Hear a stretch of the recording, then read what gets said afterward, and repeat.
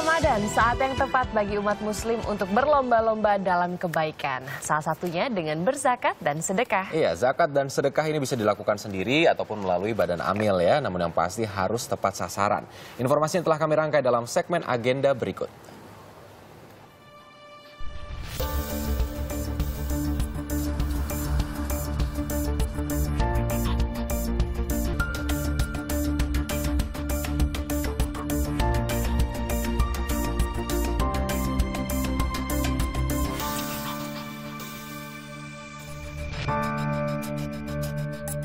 Langsung aja sih. Biasanya kalau saya sedekah langsung kepada orang yang mau saya sedekahkan. Percaya langsung ke orangnya. Tapi kalau kita kadang-kadang ada badan amil ya.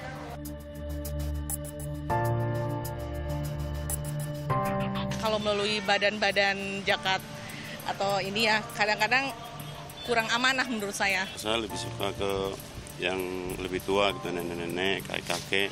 Kalau enggak orang-orang yang cacat gitu. Kalau ke badan amil kita nggak tahu dikemanain.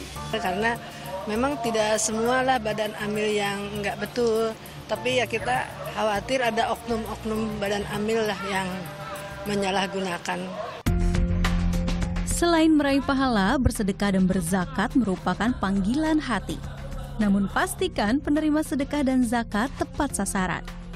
Tak sembarang memberikan di pinggir jalan. Karena bukannya membawa kebaikan bagi warga Jakarta, justru akan melanggar peraturan daerah DKI Jakarta nomor 8 tahun 2007 tentang ketertiban umum. Sejalan dengan peraturan tersebut, Majelis Ulama Indonesia atau MUI juga sudah memberikan fatwa haram kepada pengemis dan memberikan uang pada pengemis.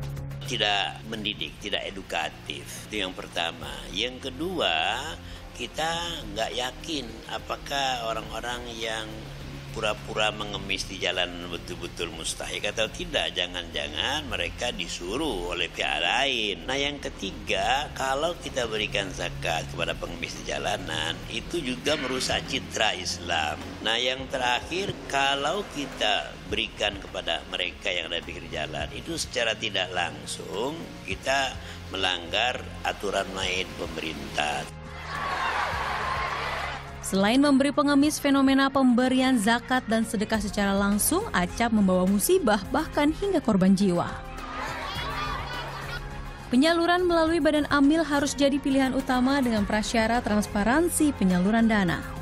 Kalau memang sudah kita punya lembaga, alangkah baiknya itu serahkan ke lembaga. Nah itu para calon muzaki, mereka harus tahu track recordnya. Jangan serahkan zakat begitu aja. Karena kita tidak yakin kalau memang diserahkan kepada lembaga yang tidak baca dan hukum dan juga pengurusannya nggak jelas. Salah satu lembaga amil zakat dan sedekah mengaku punya mekanisme dalam memilih calon mustahik atau penerima sedekah. Penerima haruslah warga kurang mampu yang punya penghasilan tidak lebih dari 1,5 juta rupiah. Sebelum diberikan, ada tim survei yang memastikan latar belakang calon penerima. Mereka juga mengaku terbuka memberikan laporan keuangan kepada donatur untuk menjamin keamanan. Semua masyarakat atau donatur boleh melihat laporan keuangan kami. Dan kami juga diaudit oleh kantor akuntan publik terkemuka di Indonesia untuk memastikan bahwa dana zakat, infak, sedekah yang dihimpun oleh Debitu Wafa sudah digunakan untuk kepentingan masyarakat, untuk kepentingan mustahik. Sebagian dana donatur disalurkan dalam bentuk layanan kesehatan gratis, layanan pendidikan gratis, serta bantuan modal usaha. Adalah Afriansyah atau Rian. Bocah 13 tahun ini merupakan penghuni shelter untuk pasien kurang mampu. Bersama ibunya, ia datang dari Padang, Sumatera Barat ke Jakarta untuk menyembuhkan tumor tulang yang dideritanya. Bantuan dari lembaga amil zakat sangat berarti untuknya.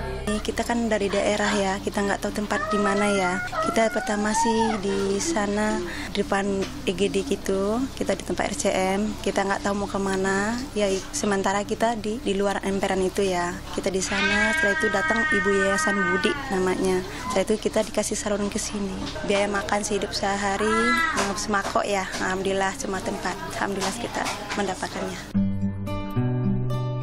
Tumor membuat kakinya harus diamputasi. Rian masih harus menetap di Jakarta untuk memasang kaki palsu dan operasi tulang punggungnya.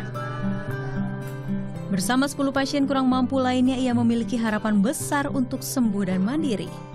Harapan Rian nih, dengan adanya tinggal di sini setelah sehat apa nih? Mau jadi ustadz, mau lanjutin sekolah dulu, mau masuk pesantren buat bayar supaya bisa umrohkan ibu. Tak hanya mendapatkan tempat tinggal gratis, Rian dan pasien lainnya juga diberikan aktivitas keagamaan dan motivasi dari tokoh-tokoh publik. Tentu saja untuk membangun optimisme kesembuhan dalam diri mereka.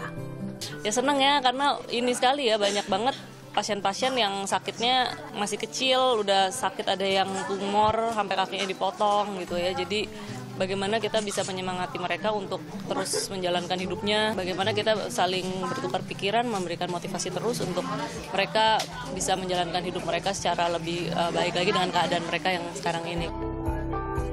Dari 270 triliun potensi zakat, baru 1% saja yang tersalurkan lewat Badan Amil Zakat. Padahal dengan penyaluran yang tepat, 27 jutaan warga miskin Indonesia bisa terbantu. Rata-rata 10 jutaan rupiah per orang per tahun. Jumlah yang berarti bagi orang-orang seperti Rian. Menyalurkan ke pihak yang keliru sama saja mengabaikan hak orang-orang yang benar-benar butuh bantuan.